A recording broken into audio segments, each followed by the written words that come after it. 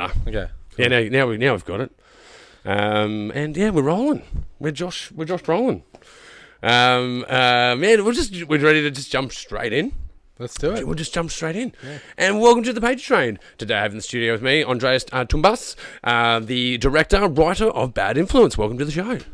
Thanks for having me again, Pagey. Yeah, man. Shit, man. It's been 4 fucking years since we last did this. I can't believe it's been 4 years. Yeah, man, you were a part of the first season of the Pagey Train. One of the first guests that I had to strong arm in, beg, plead, beg, borrow, steal.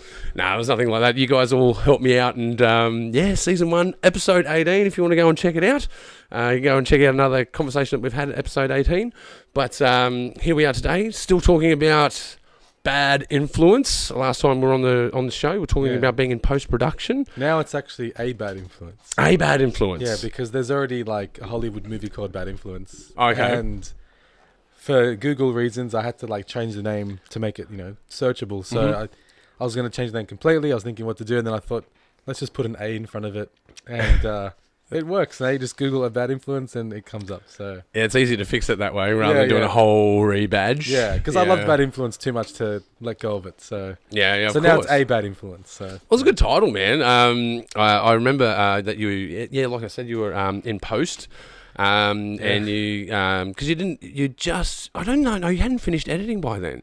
Is that right? You're still editing? I think I was getting towards the end. I think we're getting into like the color grading and sound design at that point. So okay. Yeah. Oh yeah, and we played a trailer at Made in the West 2019-2012, and you got to meet. Was it Anisha?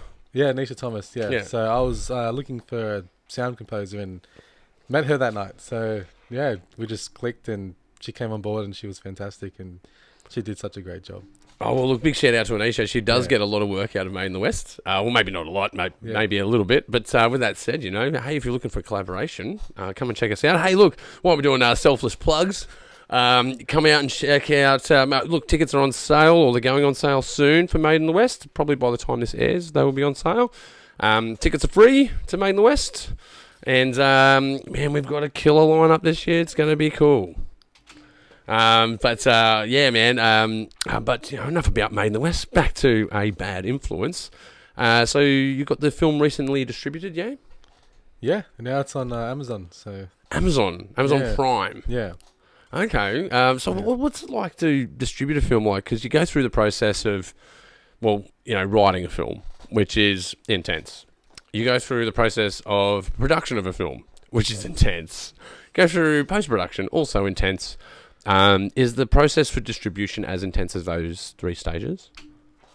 Yeah, I think it's the most underappreciated and underrated part of the movie. Like it's something that you don't even think about. You think about the writing, the filming, the editing, and then you think you're done, and then they call it post. And I thought, I've done all the hard work. Now it's gonna go online and be seen. But it's been like a solid year of just trying to get it out there. Yeah, wow. It's been like a lot of work, a lot of marketing, getting things ready, deliverables. It was a lot more than I thought it'd be. So it's kind of and I'm just learning as I'm going, obviously, with the whole movie. But yeah. Well, it certainly is because Made in the West Creative and Made in the West Film Festival, we get approached about a lot of things, and recently Made in the West has expanded into Made in the West Creative, where we're we're making short form films. For Western Sydney agencies, whether they're arts agencies or arts groups or corporates or whatever. We've basically been meeting artists with clients. And you go through that process of building content. And then you get to the end of that and you've got to distribute it. And that's a lesson that we're learning as well. Yeah.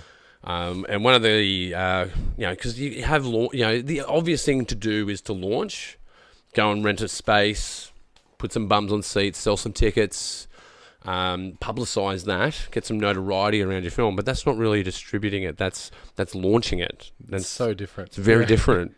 So we get approached about because we do this for films, short films that Made in the West. So we have councils or because what we do is train stations, malls, anywhere that has a big screen that shows content.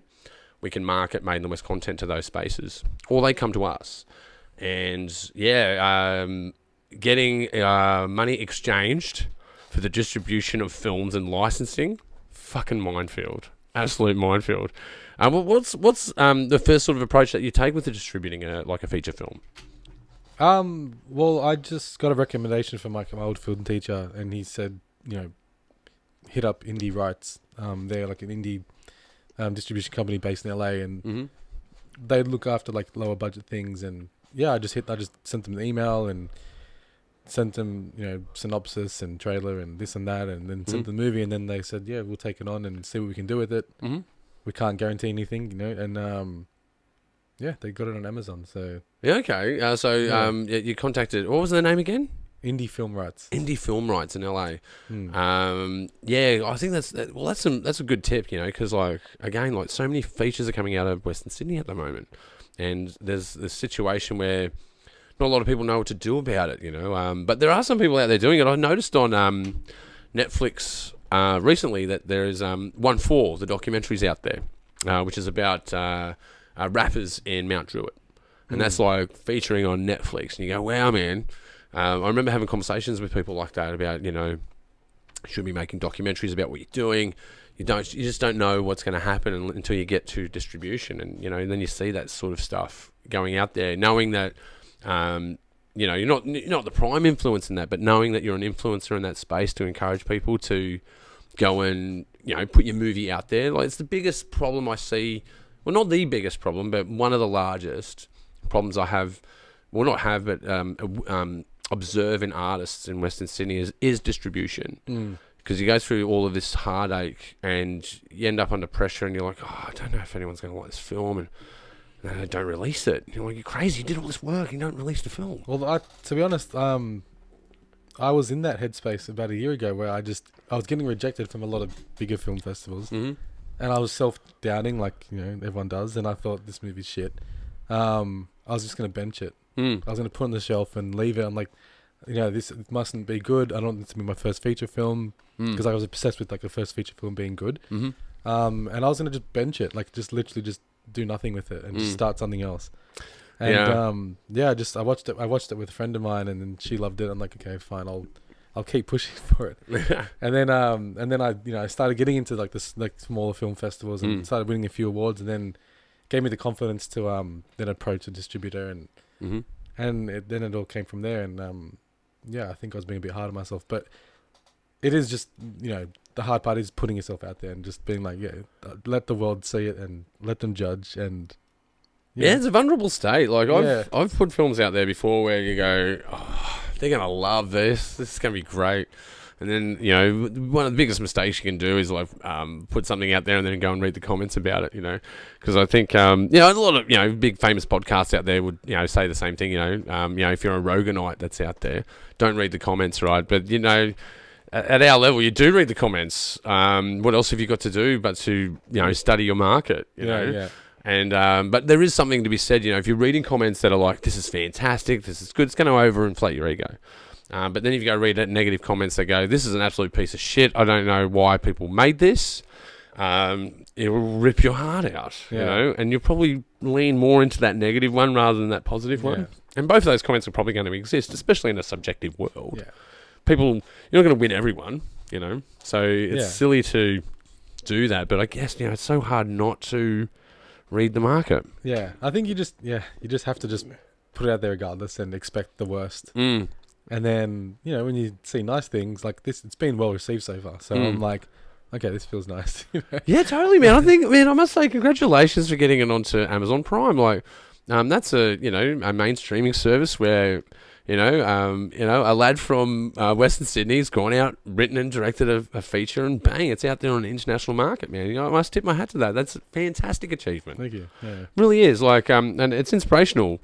It just shows that it's totally accessible, man. It just takes fucking years. And it is a bit like, it's a bit crazy because like this was a very low budget movie, $20,000 to completely make it, and it's out there. It's on Amazon. It's weird, like, but yeah, it's doable.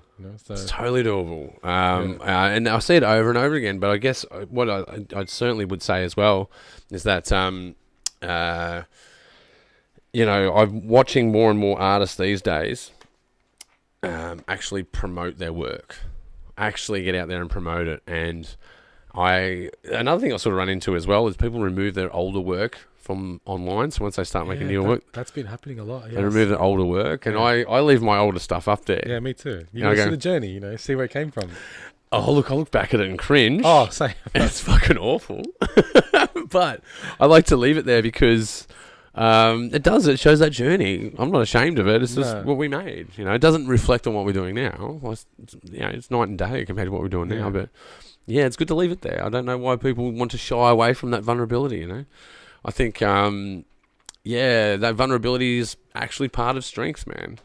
Another sort of analogy I have for that is like graffiti, right? So you know, people go, I love murals, right? They'll look at walls that are well decorated and go, oh, that's a lovely piece of art, you know, that's up there with Banksy, you know, it's like this thing that's worth millions of dollars and it's so fantastic. But, you know, I don't like those tags on trains. I don't like people that tag on trains and writing pens on trains, and you go, well, it's all connected, isn't it? Like if you remove the grit from the sedimentary base, and there's no foundation for the murals that are out there. Those things are achieved because of people doing graffiti of all kinds. You know, I mean, it may be only the top echelon that gets that kind of work done, but they come out of a pool of grit. And, you know, there's nothing wrong with having grit. I don't think there's anything wrong with it. It may be vulnerable. People may not like it, but it's there. And it's a part of that accessibility. I think if you remove that, it's kind of like, one thing I do like, you know, you see skating videos, you know, with people doing ollies and grinds, you know, and normally you see that content where it's their 30th attempt and you only see that one attempt.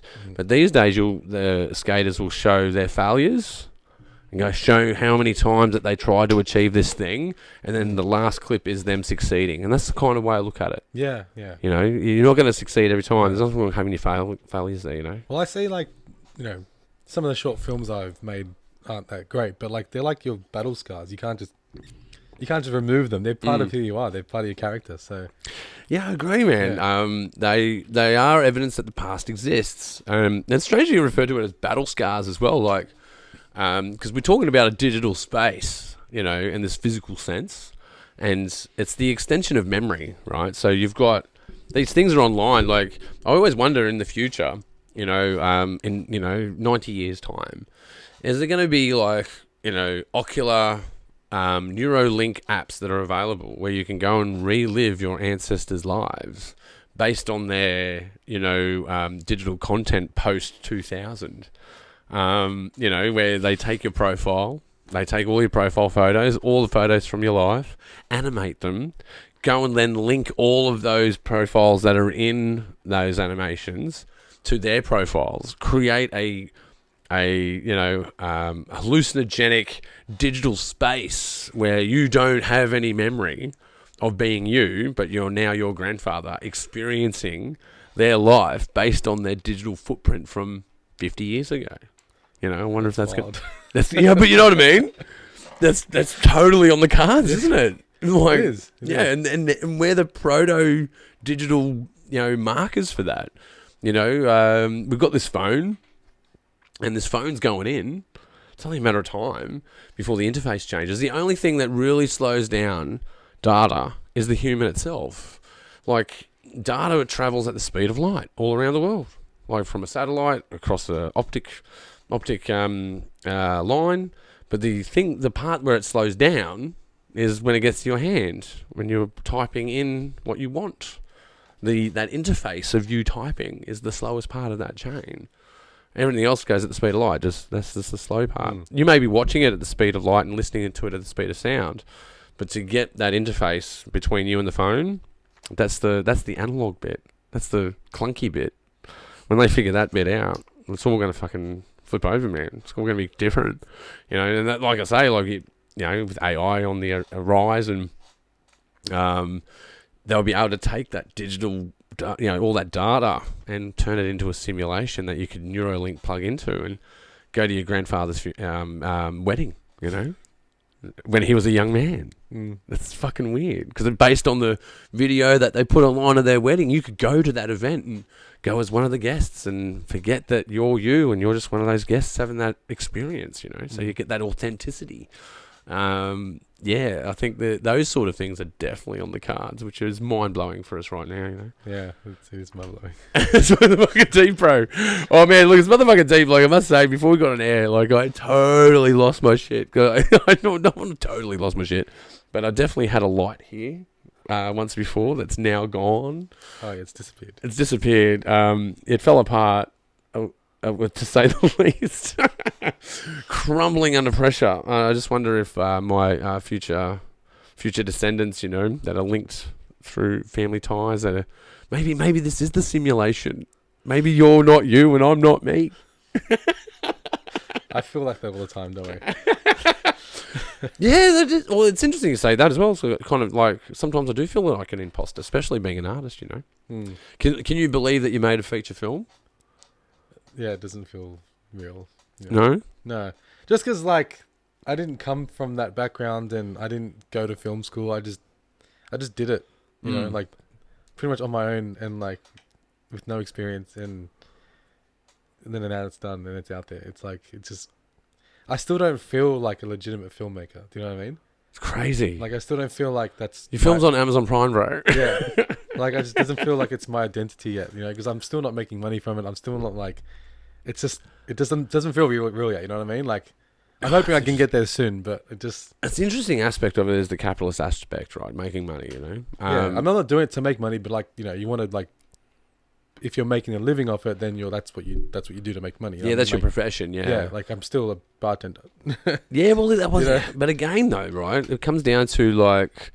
You know, it's because there's the air quotations making it, because I think that's what you're talking about. Have I made it? Yeah. You know, and as someone that's been in and out of the space since a teenager, right? Like, I remember I've been in bands that have made it, air quotations. You know, you're on the radio and your song's getting played and you've made it, apparently. Like, what is that? No, you're right. The made it thing is very much what I'm thinking about, you know? Yeah, because it's an identity. Because I don't feel like I've made it. Yeah, it's tied to your identity, right? Yeah. And when you're like this, it comes down to failures sometimes as well. Like when films flop, like when you make like when I've made shorts that have flopped. Like I was touching on it before, like you make something everyone's gonna love. This is gonna be great, and people hate it. And then you make things that you go, oh, it's a bit mediocre. I don't think it's really gonna hit, you know. And people love it. It goes viral. You're like, okay. No, all right, I've learned my lesson is that I can't predict what audiences like. What I've really got to do is do things that I like. That's what I say. I said that in a podcast I did the other day. Like when I started making short films, I was like thinking what the festival director would like or what the festival goers or other filmmakers would like. And it wasn't me making the best stuff that, you know. And then when I started making like what I would actually watch, it changed everything, you know. Yeah, you got to make stuff that you want to make, and then that comes down to what your identity is as an artist. And you go, well, it'd be nice to make $1 million on every film that I make. That'd be fantastic. That'd be a great feeling. But, you know, you got to understand that this is, especially in Australia, you know, like in the place that we live is, you know, pretty restrictive on, you know, film access. Like, if you look at all of the mainstream stuff, it's the same 10 actors over and over and over again, and the same directors, the same writers over and over and over again. It's a pretty tight-knit group in a pretty small market. And it's understandable to some extent because of, you know, the population size of Australia and the global disconnect that Australia has. We're literally on the other side of the planet, you know. We're exotic. I think that's really our market overseas, is that we're exotic. But ultimately you'd hope that you know, the content was the king. It shouldn't matter who or what and how it was made, whether you find it entertaining or not. And that's really comes down to our identity, you know. Like I say, you know, being a bartender, be an unapologetic capitalist. You know, you got to go out and make your money, man. You know, I was at South by Southwest, you know, and I got to see some directors that I know, writers that have been on the show. Big shout out, Undy, actually. You know, we all of us, you know, I make money in the industry, but I still have a job. You know, and some years, like especially the last couple of years, have been quite successful in my business. Still have a job. You know. So that's just the environment that we're in. So I would say to that, I would say, don't look for your identity of, air quotations, making it. Andreas, man, you have made it. You've got a film on Amazon fucking Prime, man. Thank you. You're selling your film is out there on a market. Whether it sells or not, that's nothing to do with your identity. Mm. You made that film. You wrote that film. It's out there. You're a filmmaker. You're an artist. There's no doubt. There's no questioning that. The only one questioning it is you. And I recognise that because that's something I do to myself as well. We all do it. We're all the imposter. Even people like, I hear about like even comedians like George Carlin, comedian giant, absolute giant of a man, changed trajectories of how content is delivered on stage. Got arrested. He got arrested, that bloke, for saying fuck on stage. Got arrested for swearing in the wrong state in the States, right? Even up to his, I think he got into his 70s or 80s before he died. Even up to then, he'd still go up to his colleagues and go, do you think that was a good show? Like, he sold out. Millionaire. Yeah. What's ringing? Can you hear something ringing? You can't hear the ringing? No. Oh, yeah. Yeah. You can hear ringing? Yeah. Who's ringing?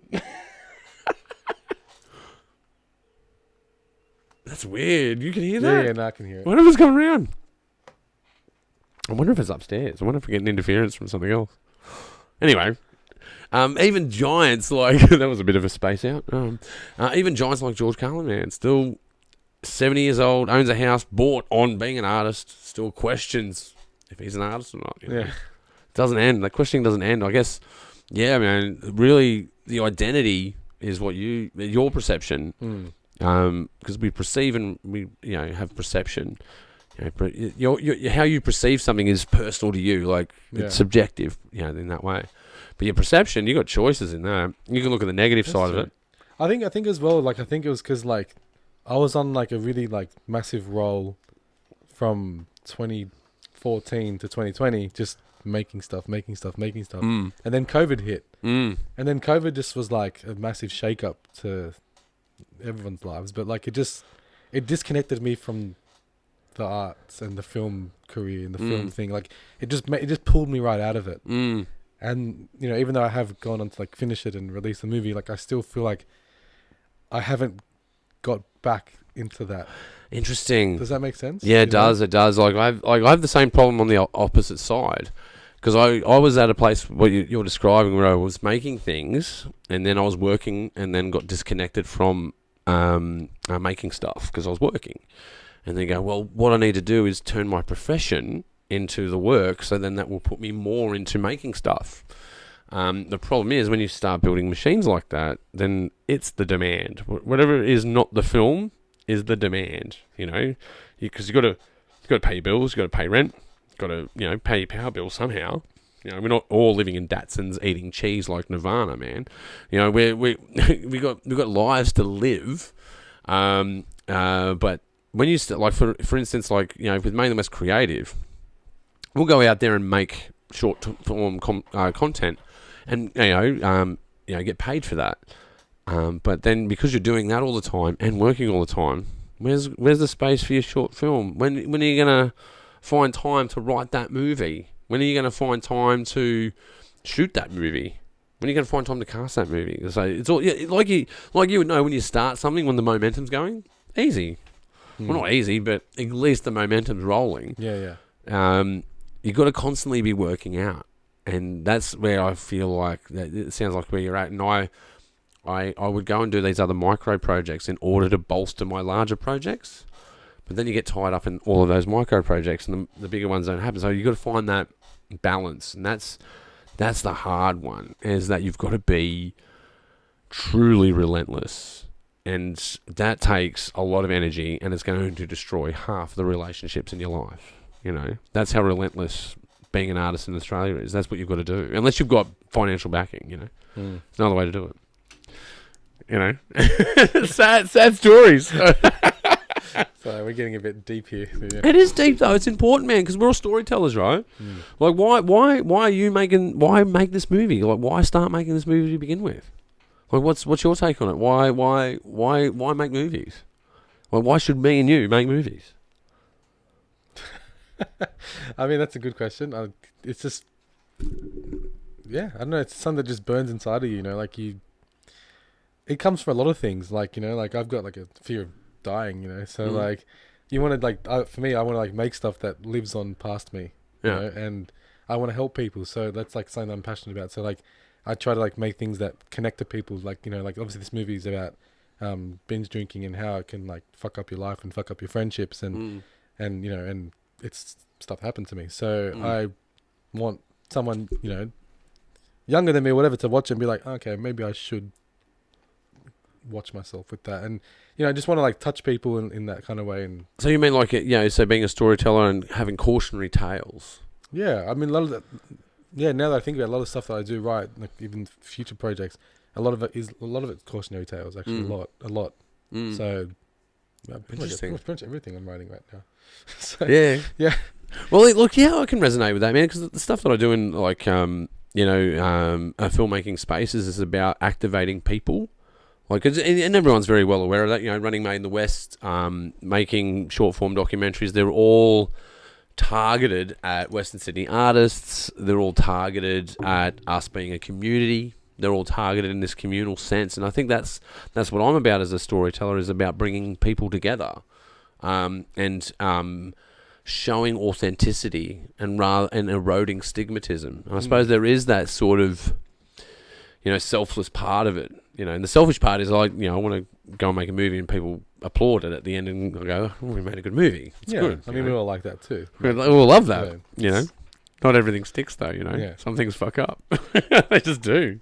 And the thing is, like, especially after the fuck up, the thing that flopped, you just got to, the old saying is, got to dust yourself off, get back on that horse. It's easier said than done. And other disruptors, like you were talking about before, like COVID. The hardest thing is to start. Like, I've got a sign that's upstairs that says that it's not just about motivation; it's about momentum. Motivation is the precursor to momentum. Yeah. You don't want to. Once you lose momentum, you go, now I need to get motivated again to start the momentum. Yeah, that's right. And every time you do it, it gets harder and harder. Only because you're fatigued from the last war you just fought. Yeah. I'm still fatigued from bad influence. A bad influence. Bad influence. Even I still call it bad influence. We'll call it bad influence. You just can search online, folks. Go check it out. A Bad Influence on Amazon Prime. Don't be terrible. Go and buy this film and check it out. Anyway. But I mean, like I still have a bit of PTSD from that whole production. It was hard. It was. Oh, dude, I think you did it really well though. Because the advice I give to people is about when you're doing especially a feature, write down 12 characters that are within your reach of making. Write down 10 locations that are within your reach to acquire. Start constructing a script around those elements, and then you can achieve that film. Especially on micro and moderate budgets. That's how you're going to do it. Like, you're not going to have a James Cameron budget on everything that you do. You're going to have to find ways to do it. Yeah. So, but for you as a writer, like writing a bad influence, I got that right? Writing a bad influence, are you a blinking cursor guy, or do you sort of like map it out first? I map everything out. Yeah? Yeah, no, for me, everything's like planned, like this, because like, it's hard to explain, but everything has to be, because like, I obviously like, there's twists and stuff and all that, so like everything has to like come back to something, and everything has to mean like, so like everything's very tightly written, like there's, every like line of dialogue means something.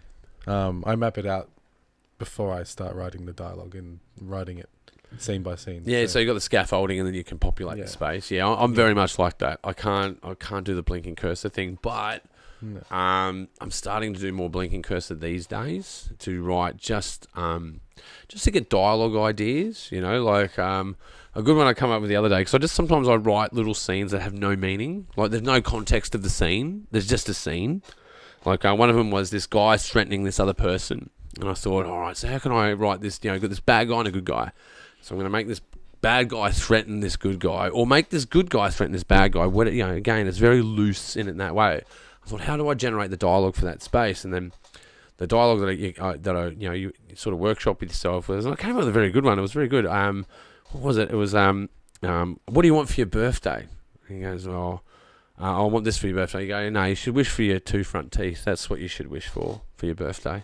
And this conversation continues on. And he goes, well, you should do this thing this way and that way, the other way. He goes, oh, well, look, I'll let you off. Happy birthday.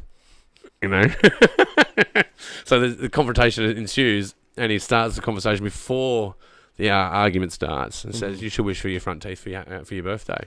And at the end of the conversation, they have an argument, and at the end of it, he goes, happy birthday, because he had a choice to knock out his 2 front teeth. Yeah.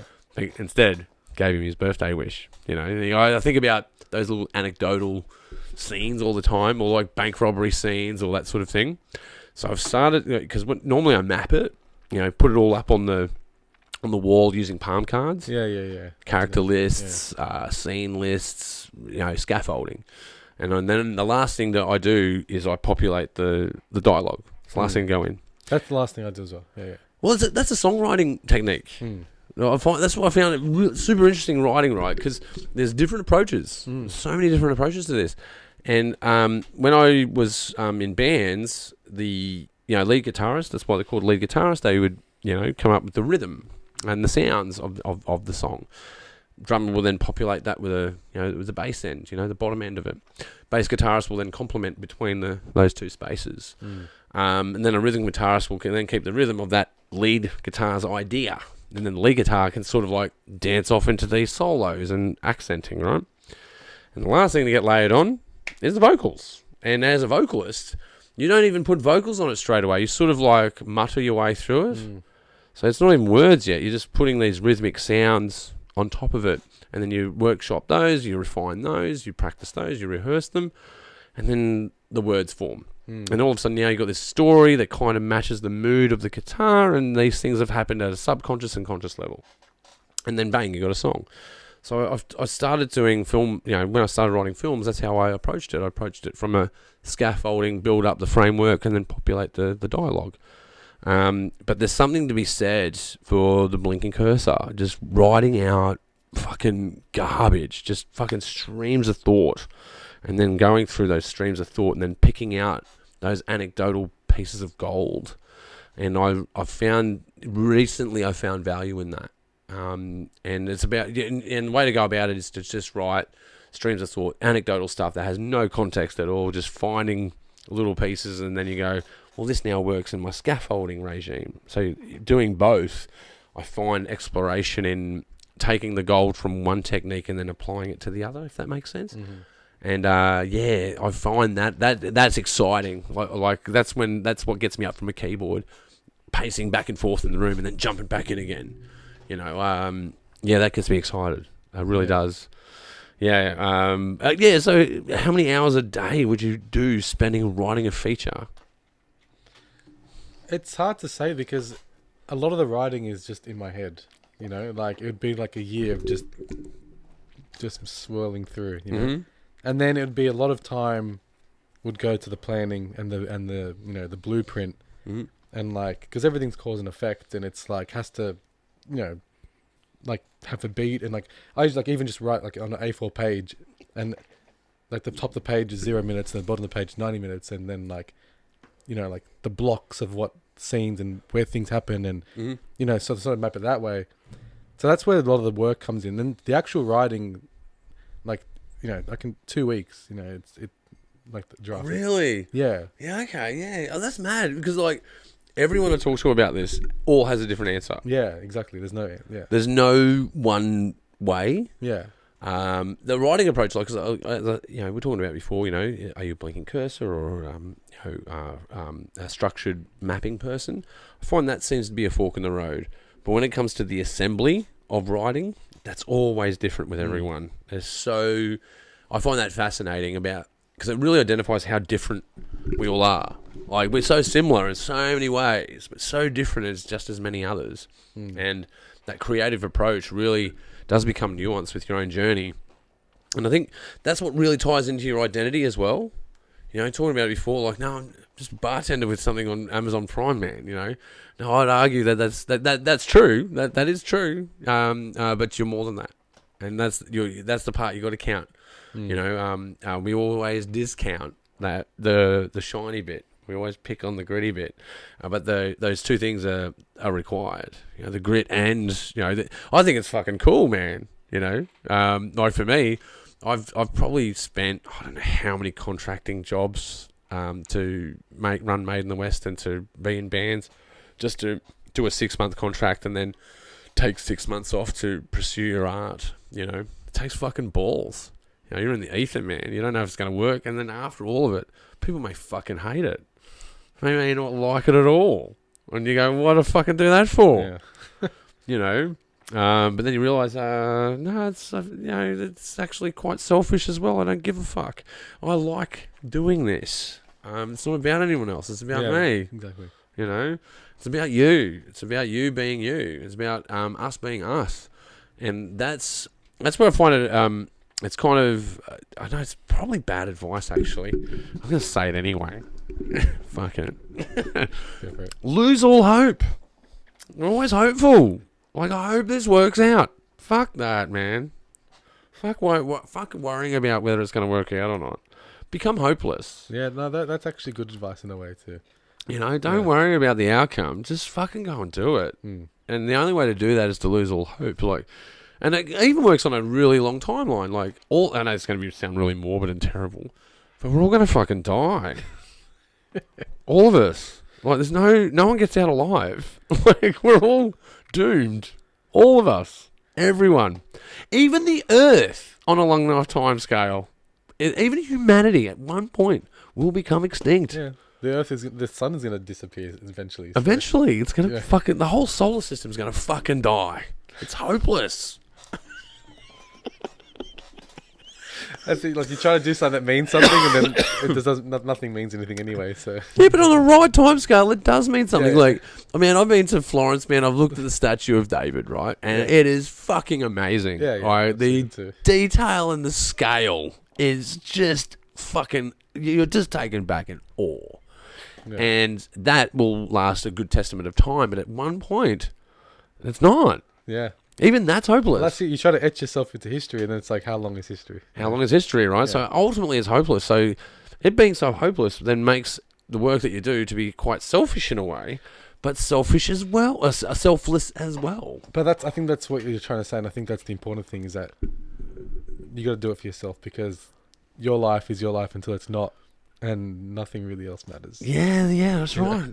It's only our egos that have this idea of self, right? Like, I'm me and you're you, and this is my accent, this is your accent, and this is like, I didn't go to film school, well, I didn't go to film school. This is all our identities, right? You know, but all of that is egotistical in a sense, you know, like, because one could go, well, I went to Juilliard and I studied for 4 years, and then one could say, oh, I was kind of homeless at the time, and someone ran past me and thought I looked good for a photograph, and then I ended up in a movie. You know, it's like, it could be that, like, none of those, both of those are based on, you know, well, I didn't need to go to film school, and one will go, but I did go to film school. You know, both of them are in that identity of self space, and that's what the ego is. The ego is you going, well, this is me, and I'm conscious, and it's quite powerful in a sense. You know, I have control, right?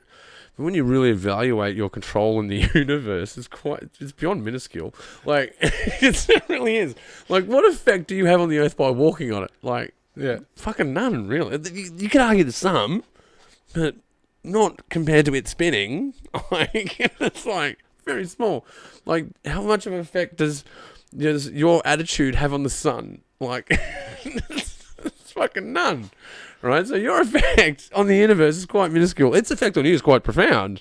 Where you grow up, it's a lot of luck involved. You know, even down to your genes, man, is pretty lucky. Just the fact that you exist is pretty lucky. You know, just the odds of that, right? Yeah. All of it is really. It's pretty much watching it all unfold. Your whole life, you're watching it unfold. You've got little choices here and there. Yeah. You know, but most of that is perception. Most of it is how you feel about something. I must say, like, one recent lesson I learned was about grief, you know, losing people that you love, and being down in the dumps of grief. No one wants to feel it. Nobody wants to go through grief, but it's inevitable. It's hopeless. You're going to go through it. Like, you're going to lose people that you love through your life. It's just that simple. I recently lost my dog, so that was It's devastating, right? Yeah. And you don't expect it to be so devastating.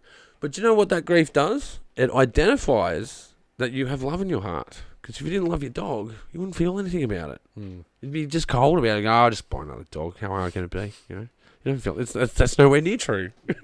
yes, you can buy another dog. Yeah, but it's going to feel for you. You're still going to feel for man's best friend that you've lost. You know, there's no getting out of loss. No getting out of it. But your perception on it is, well, at least it's not what you've lost. It's about what you had. Yeah. I had this companion for this time, and we enriched each other's lives, and that's love. Transcends death. It's that powerful. So that's a recent lesson I've learned is about grief. Is like, you don't want to go through it, but you have to, and then your choice is how you look at it. You can look and go, this always happens to me. It happened to me earlier. I broke a light. Like, this always happens to me. I had a shitty week. I had a horrible time. Well, the universe is personally out to get me. It's just not true. Yeah. Feels like it. It's not true. That's your ego fucking with you, right? And that's why we hold on to life so hard. It's this ego. Yeah, and I think everyone likes to think that they're more important than they are. Yeah, and we're all special, right? And I think when you sort of realize that you're not, it gives you a bit of peace. Yeah, it sets you free a little bit. You feel a lot freer, and like someone that has a lot of anxiety and goes through like mental health problems and depression or whatever. When I started to just realize that nothing really matters that much, and it's just helped me just take things a lot easier and live in the moment more, and not care about what people think, and just it's freeing. I would argue that is a mechanism or an apparatus to losing hope. Because you go, well, I can't please everyone. It's hopeless. Can't do that. So I've got to stop being a people pleaser. It's not working for me. Yeah, no, definitely not. You know? So, I know it sounds like terrible advice. Lose hope. Lose all hope, man. Because then you're fucking free, man. You're free to do what you want. And I'd say, not just free to do what you want. Like, you don't want to do things that affect other people in a negative way. No, of course. You don't want to do that. I'm not saying that. I'm not saying that. Just don't take me out of context here, kids. But what I am saying is to improve your own life, just realise that, it's hopeless. You may as well put in the work today. You may as well do it today. How do you find motivation? Start today. How do you get momentum? Start it today. Don't put it off till tomorrow. And we're all guilty of it. Like, how many times have you said to yourself, I'll just do that in the morning. I'll do that tomorrow night. Oh, okay, no, I'll just move this other appointment over and then I'll do this other thing, and just constantly rescheduling yourself to get out of work you don't want to do. I used to do, this is why it's good to set up 2 parallel jobs. Because you go, I don't want to do this thing, and you procrastinate on the other, and you get bored with that one, you go procrastinate on the other. Just make sure they're 2 creative endeavours. Yeah. Because you use one against the other. But then your brain figures that out. You go, I was tricky. And your ego hops back in. And that's what the ego pisses me off, Andreas. It pisses me off. Because if you go, well, man, if you just help me work out in this one thing, you would feel better tomorrow. This is for us, bro. Ego hates that. It's like, no, I'm in control. I say when. I say how. I say how much. And that's the ego. That's the ego within it. It's like, I have people try to tell me what to do. It's fucking hilarious. I'm like, I can't tell myself what to fucking do. Like, good luck. Yeah. No chance. No chance, bro. Let's go. Let's have a look online, man. Because is it on? I'll just show you. Do you mind if I show you a little bit of film? Is that okay? Yeah. We got it up here. Actually, we got it on the Tubi. It's on the Tubi. Is that one there? There we go. The Tubi, and we'll go back to here. That one there. We'll whack that on. There we go. Now we're on. Yeah, man. Looks beautifully shot, man. I must say. Is there expansion? Is that the expand? Full screen. Give me full screen. Well, do I have vols? Oh, I do. I've got vols. Don't normally have vols. Alcohol problems have underlying mental health. Oh, there we go. I didn't know I had vols. Yeah. So argument scene. Oh, actually, that's what's the name? Amelia Conway. Yeah. I know the actor on the left. Who's this guy? That's Chris Charteris. He's the star. Yep. He plays Steve, the bad guy. Mm-hmm. Yeah, he did a great job. So he's like the antagonist. He's the antagonist. So basically, I play the sort of protagonist sort of dude Mhm. who goes to this house warming dinner party, and it's really boring and quiet, and you know, Anthony, who I play, is like the odd one out and feels uncomfortable, and then all of a sudden Steve shows up, and Steve, you know, someone that likes to drink too much, and he's loud and argumentative, and he's trying to hit on all the girls, and he shakes things up, to say the least. So, Okay. I know this guy on the right as well. I see him all the time. yeah, it's Steve Maresca. Steve Mescar, that's him, He's the one person that I knew before, so I pretty much wrote the part for him. Mhm. I love Steve. We've worked together for ages. Yeah, I've run into him a few times at Main in the West. Yeah, he's a real cool dude. Yeah. And I know this bird as well. She was in an Alex Donner film. I'm pretty sure. She was the Kennedy assassination one. Oh yeah, okay, I didn't know that. Oh, dude, check it out. It's very brutal and very funny. Man, but this looks mad. So this is like, so you've done. So where did you get the location for this? Well, that's my parents' house. Oh yeah. Yeah. that's in Irwood, so like, you know, southwest, inner west, whatever. Yeah, I managed to do a film once in one of the houses I was renting, and there was 3 parts to it, and I just made it look like 3 houses, and no one ever knew it was the same house. So you get a lot out of a set. Oh yeah, I mean, obviously the whole movie takes place in the house, so like we shot in all the different rooms, and yeah. So a bad influence. Man, it does look very cool. I'll be checking it out later. I'm going to go on to probably Amazon Prime and go, buy me a copy of it. But how do guys go and find it? They just basically go on Amazon Prime, yeah? Yeah, I mean, you can just Google it, and then it'll have the link to Amazon right there, and it's that easy. That's easy. Type in a bad influence into Amazon Prime, and we can get there. Yeah. Hey, man, where can we follow you online as well? Can we? Do you have an online presence? Yeah, I mean, somewhat. Just an average amount of online presence. Oh yeah, okay. Just Google my name. You know, I've got the Facebook and the Instagram and the YouTube and okay. my own little website, which you know whatever. It's yeah. Okay, we'll go and check it out, guys. But I must say, I'm when it comes to social media, it's getting harder and harder for me. Yeah, I mean, it's something that we need to use, obviously, but I'm just tired of it as well. Yeah, it's getting harder and harder. I just so many platforms, so much posting, so much copy, so many videos. Some hit, some stick, and you go, what does it even mean for the ones that are hitting? You go, does it actually increase the profile? Does it do what it's supposed to? But I guess it comes down to salesmanship. You know, you got to sell your stuff. You know, and even like when I do post about the movie, like it's my job as a producer. Mm. It's not like I'm actually excited to be sharing things. I fucking hate sharing anything. So much work. I hate being like, hey, look at this is my movie, or I'm on this. Watch this. Oh god, it makes me sick. Yeah, man, it is. Man, it's really hard, I must say, to keep that energy up. I even had the same problem with the Pagey Train, right? Because sometimes you get like. Because I'm sorry, viewers, I'm trying to get more listeners out there, but the guys that already listen, you already like the show, so whatever. I love you. Subscribe, and follow, and tick like, and tick for notifications, yada yada.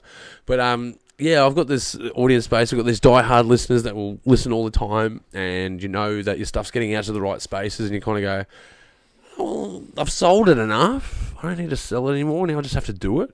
But then you go, well, if I want to increase the reach for my audience, increase the reach for the artists that I have on the show, I've got to increase the profile. And you go, oh shit, it's time to expand again. That's it, and that's part of the job. Yeah, it's so hard. Yeah. So much work. That's what I'm at now. Now it's like, okay, the movie's online. Now it's like, get more eyeballs on it, and it's well, that's coming to see you, you know. And yeah, man. Well, look, a big shout out to our Spotify fans out there. We got a couple of thousand of them out there, which is great.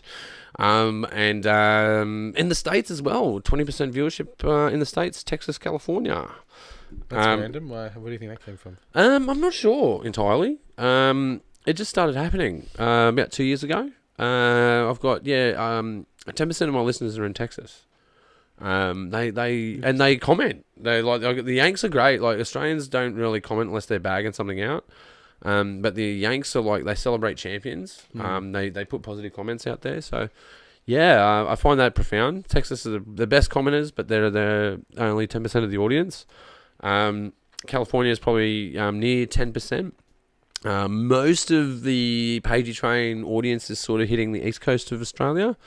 Mainly Melbourne, Sydney, especially Sydney, obviously, because of Main the West and all the artists from Western Sydney.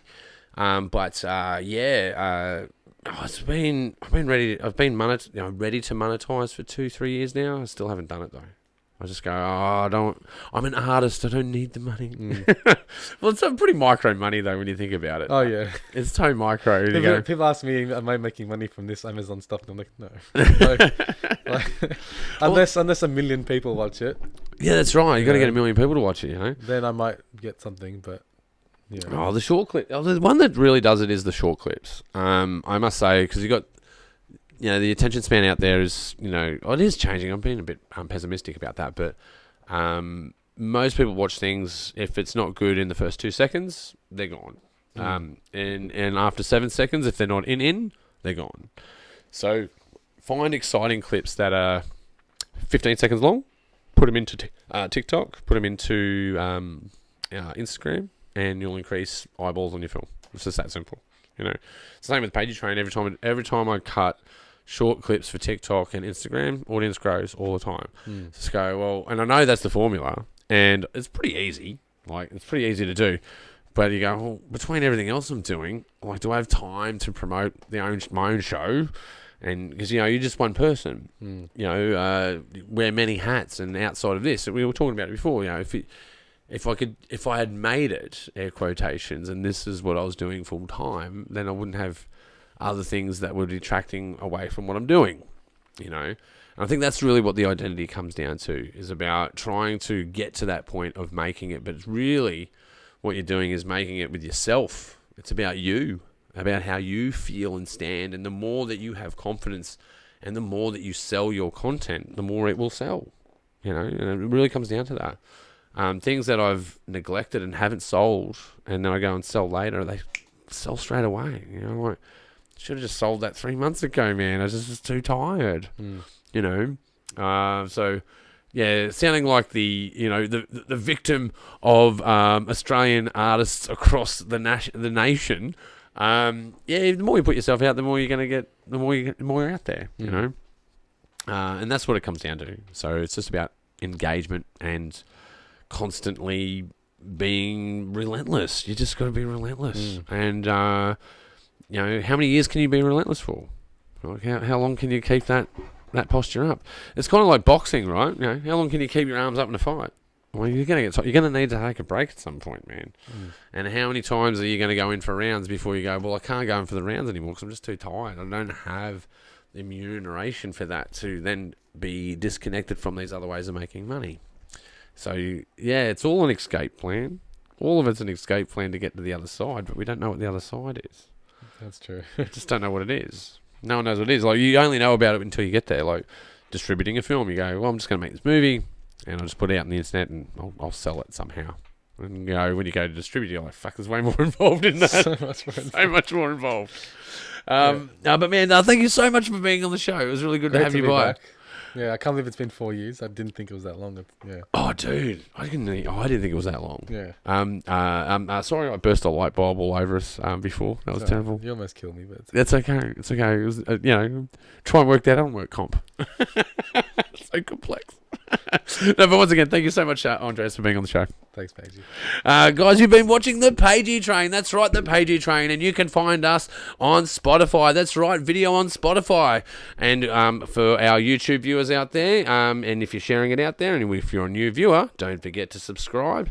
And for our avid listeners, you can check us out on iHeartRadio or Apple iTunes. Basically, anywhere you can find podcasts. You've been watching the Pagey Train, and we'll see you next time. All right, that was it. Cool. We got about 50 minutes or so. That's good. Maybe about an hour. Yeah.